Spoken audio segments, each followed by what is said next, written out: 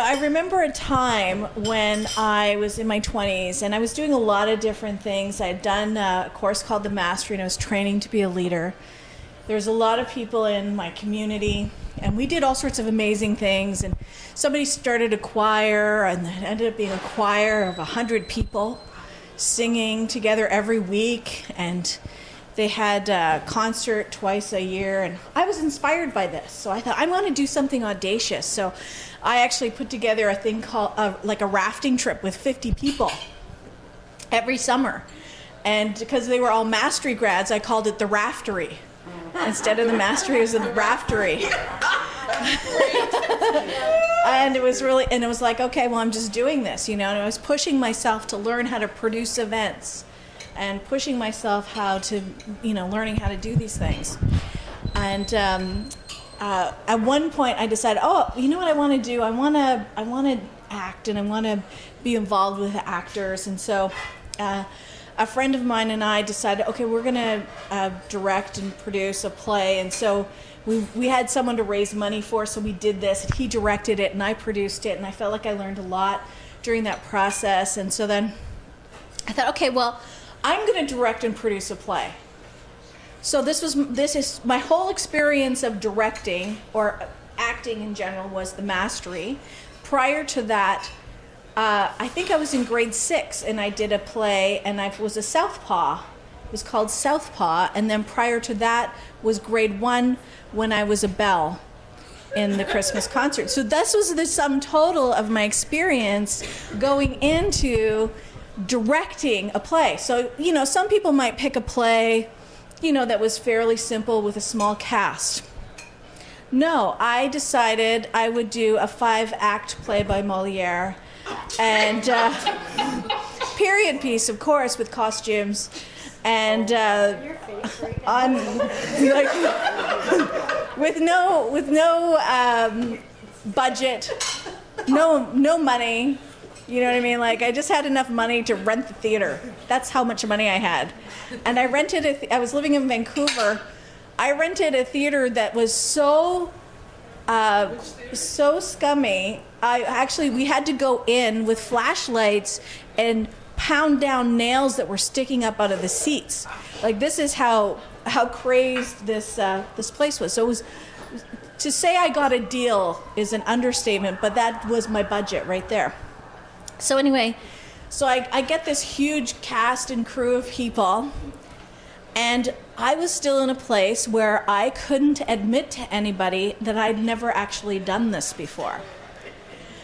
And I was still in a place where perfection was a big deal. And so I was pushing myself to do this huge monumental task. And, like rehearsals, and I'm directing this thing, and somebody said, who's the stage manager? I didn't even know what a stage manager did. And this was pre-Google. I couldn't Google anything. I was like, so-and-so is going to stage manage, and they were like, I am, So I was putting people in this spot, and I was like, and then I was going home, and I was feeling terrible. I was so scared. But I came every day, every time to the rehearsals and everything with this sunny face. And let me tell you something that I learned while I was doing this show was that most of the drama occurs backstage. There was a showmance that broke up before the show actually ran. So by the time we were running the show, those two people hated each other and they were playing a couple on stage. There was a woman who decided that she would volunteer to be do the makeup and the props. It turns out she was legitimately OCD, and so the control issues, it was over the top. I had people who were amateurs. Sean, I had people who were amateurs. Oh I know. I had people who were professionals, like real life professionals. And at one point I had a mutiny because the professionals called a meeting with me to find out where all the money was going. And I was like, what money? This is for love, not money. This is what we're doing here. So it was a crazy, crazy, ludicrous time. And so at And at the time, I was so trying to keep myself under the radar to make sure nobody found out that I was an imposter, that I was a complete and utter fraud, that I actually forgot to put myself on the playbill. My name was nowhere on the playbill. A couple of days before the show goes on, I find out that some of the professionals have invited casting directors to the show. They've invited directors to the show. They've invited media to the show. I was mortified. I was so scared. And I was shaking in my boots and not admitting to anyone. Did not admit my fear to a single person. Showed up every day with a sunshine smile on my face. A couple of days before the show was going into run, one of my really good friends said to me, like he's an inspirational speaker, and he's like, oh man, isn't this going to be great, Tammy? Aren't you going to have a successful play? And I was like, probably not. And he's laughing. He thinks this is a joke, but for me, I was like I'm dead in the water. So everybody's going to figure this out. And meanwhile, this is all going like, this is information like that's so deep inside of me that I almost can't hear the words. Does everybody know what I mean by that? Like when you have a message and you don't even know you're messaging yourself that message. So the first night of the run, How many nights was that? The run? it was 6 nights, 2 matinees. I thought you were sharing with us for the first time. Okay, go back. So the first night, there was a packed house. There was not a single seat left. And I looked out and I was like, okay, that's so-and-so's family members, that's so-and-so's work people. So, it didn't count. Then the next night, in my little 60-seat theater, there was 6 seats not filled. And I looked at those seats and I thought, those people know I'm an imposter. Those people who didn't come and didn't sit in those seats know that I'm a fraud. They hate me. Like, that's the internal messaging that was going on. And so the next night there was 9 seats open out of 60 seats. Like, this was humiliation for me. I was like slinking around, and so the most empty seats I had for the entire run was 12 seats. 12 seats just about killed me, Sherry Ann. It just about killed me. So finally, we get to the end of this run. I'm wrung out, but still smiling. No one knows. And I'm totally humiliated. I slunk around the thing at the end. We had this huge party, and it was like, you did so great. And everybody felt good about what they did. And everybody's congratulating. And I went home at the end of the run, and I cried my eyes out, and I never did a play again. I know, right?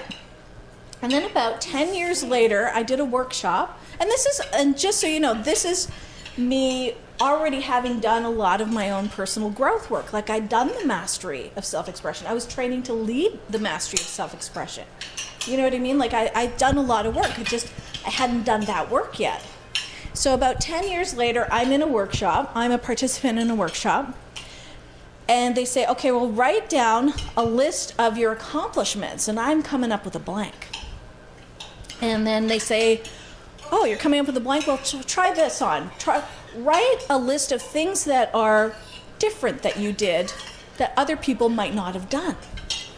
So then I write this list, and included on the list is, a lot of people don't know this, but I directed and produced a movie.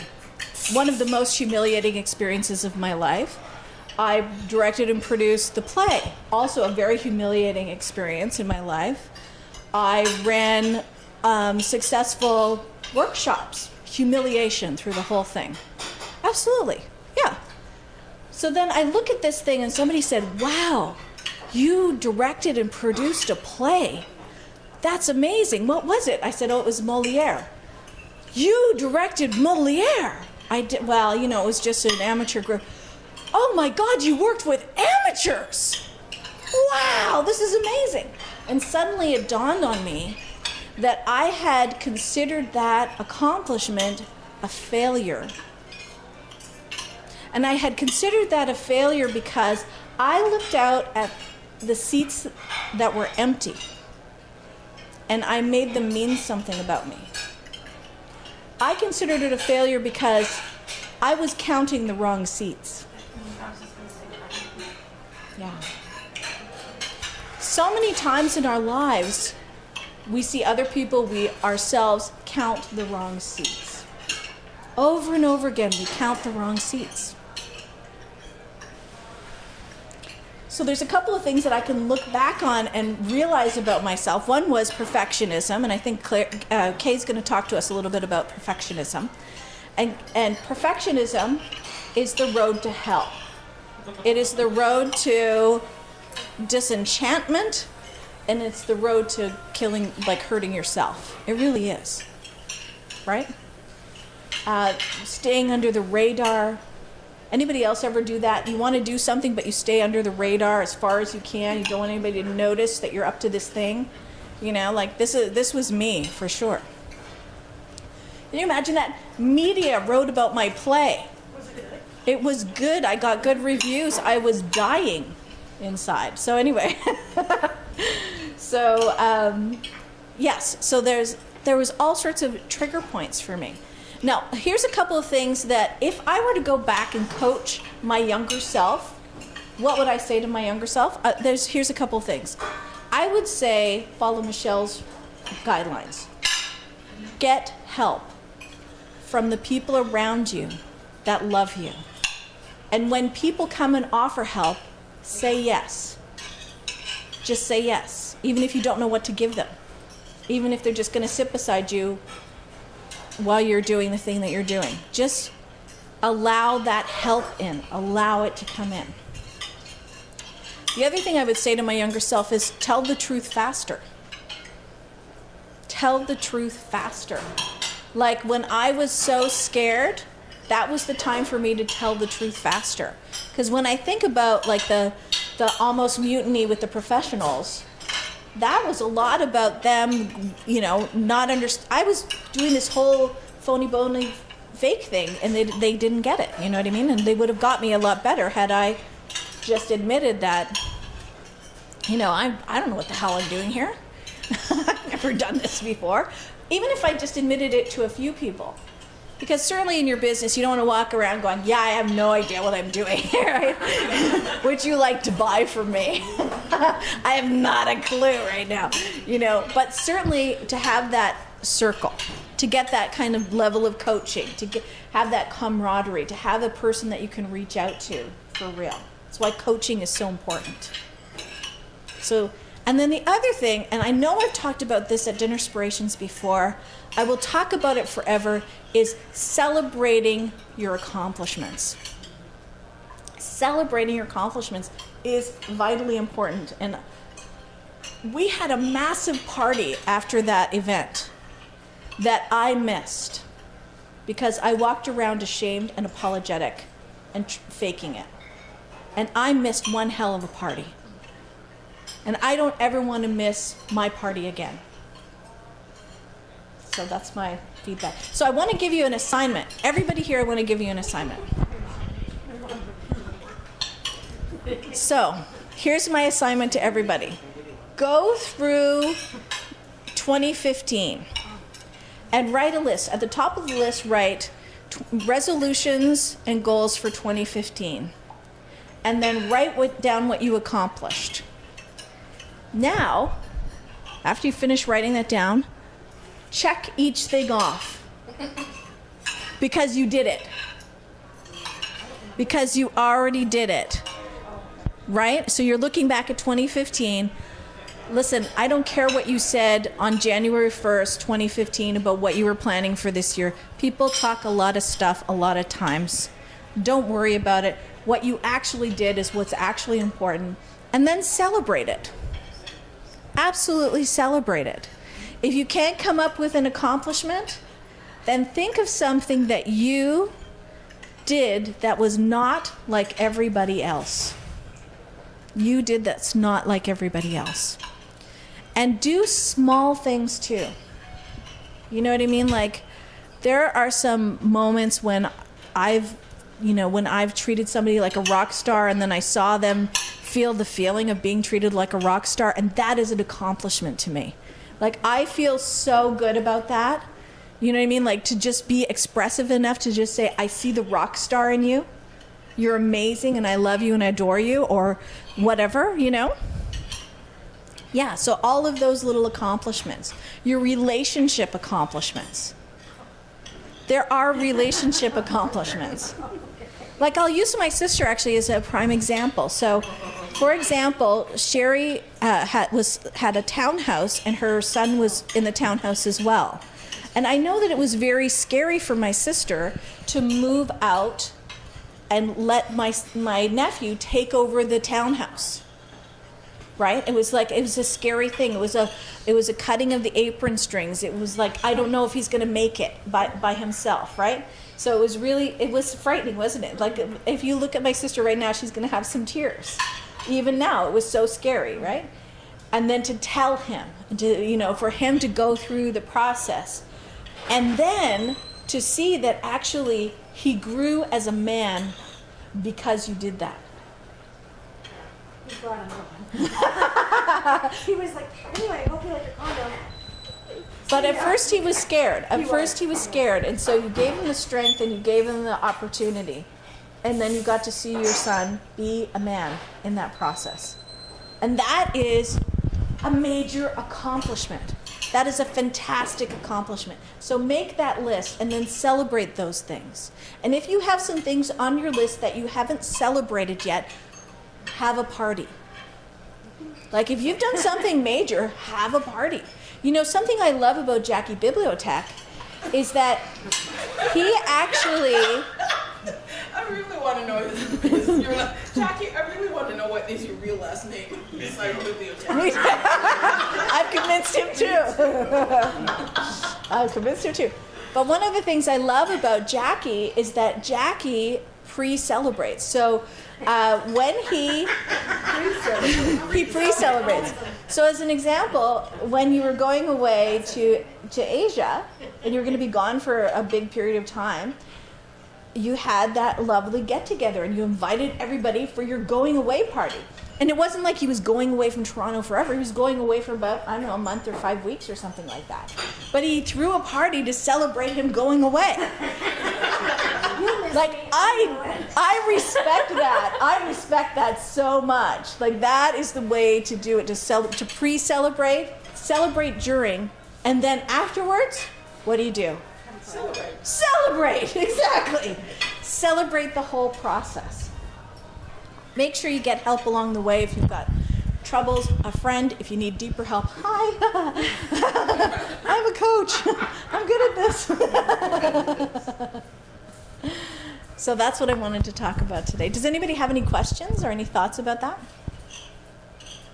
Did you make money for this play? Like, did you put in the end to make money? Yeah, it was all donated, though. We donated all the money. Yeah. We didn't make much. No, I know. But No, still, we I'm really- concerned that you went in there with nothing. Yeah, I didn't lose money. Okay. And I made a few $1,000s, and it all went to charity. Yeah. So, yeah. Many things you said really resonated with me. I love that you told that story, right? Because it is so easy to see the empty seats, and we're really good at beating ourselves up unless we consciously catch ourselves. And I know I'm very good at that. And also, the good thing though about what you're talking about is even just doing that list and checking it off and getting that sense of what you've accomplished in the year. Because we were just talking earlier that something we were undertaking and we're already behind, right? Yeah. It's like, oh, it's day 7, and ooh, it started on the 1st, and We're it's so on like day we're 1 so to behind. 4, right? So you get down that road and it already starts to get away from you. So I think it's really important, as you said, and it's good that you raised the fact that you need to celebrate all along the way, because it's even just the little things, you tend to gloss them over. And they're not an accomplishment, and it was really, really helpful to hear you say, you know what, what? Sit down and write that. Because when you look at all the things that you saw as abysmal failures, and the average person sitting there going, huh? It was funny when she said, you should see your face when you were telling your story, right? It's just like, Are you kidding me? exactly, right? You know, so thank you so much for sharing that, and also just the points. And I will have to do my to-do list. And you go home and do that. Check it off. Check it off. It's that sense of accomplishment. Yeah. Really good. Thank you.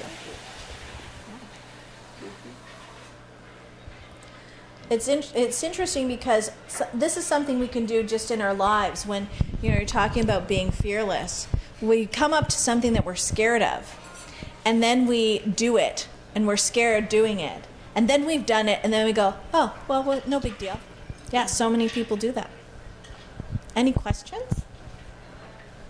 Yes. Are you going to be doing any more plays? My life is a play, darling. That's all it's all. Are you putting your name in?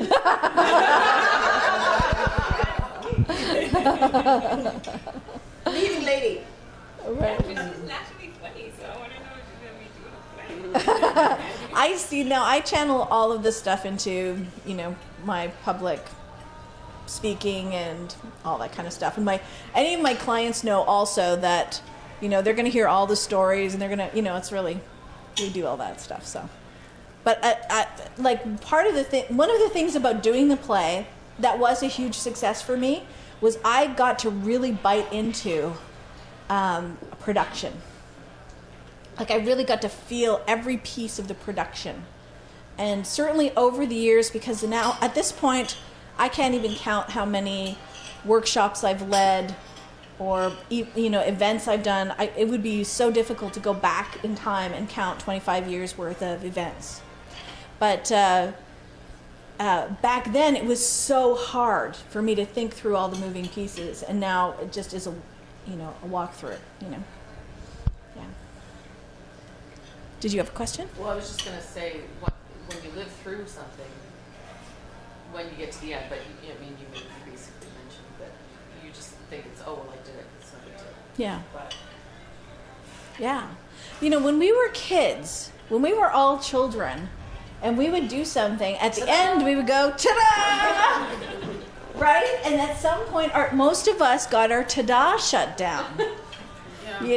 Like most of us don't ta-da anymore. And I want to encourage you to ta-da in your life on a regular basis. Ta-da! Here I am. I made it. Ta-da! I'm on time. Ta-da! I'm only 10 minutes late. Ta-da! Daily emails from Tammy. Have you ta-da today? That's a great tagline. Thank you. That's a great tagline. Yeah, you do ta-da, don't you? Yeah, like ta-da. Exactly. Any other questions or anything anybody would like to say? Add? Thank you so much for hearing my talk. Yeah, thank you.